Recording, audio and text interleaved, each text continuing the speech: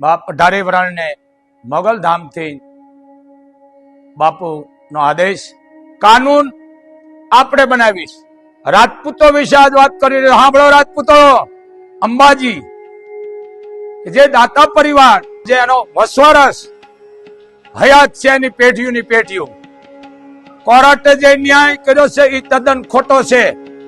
કારણ કે રાજપૂતો રયત માટે બલિદાન દઈ દીધા છે, કા માટે, દીકરી માટે, ગ્રાસ માટે। અને આ દાતાર પરિવાર જેને કે મોગલો ની સામે યુદ્ધ કરેલા છે, તરીકે ઇતિહાસ વાંચો। સમજ્યા વિનાના નિર્ણય નો લ્યો। જ્યાં તમે કહી રહ્યા છો 12 મહિને તમારો હક નહીં, અરે તમે કોણ કહેનારા? કોર્ટના ન્યાયને હું માન્ય નથી રાખતો।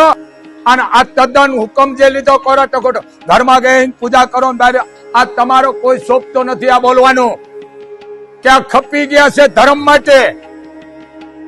એનો હકીકતમાં હક એની મંગળા આરતી એના પરિવાર કરી શકે। તમે 12 મહિનાનું નથી કહેતો, એ રાજવી પરિવાર છે, દાતા પરિવાર છે, મંગળા આરતી કરવાનો એનો અધિકાર છે હવ પેલા, પછી બીજા બધા કરે।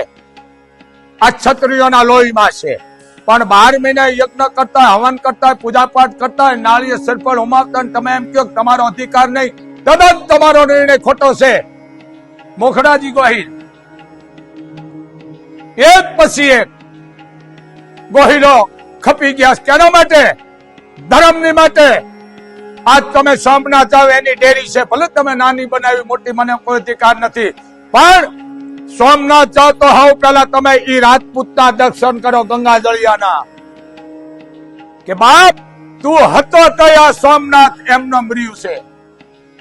હમીરજી ગોહિલ, હમીરજી એ આપણે ગૌરવ લેવો પડે, આના દર્શન કરો ને તો આપણો દિવસ ફતે ના જાય। આવા રાજપૂતો થઈ ગયા મૂળ ધર્મ માટે।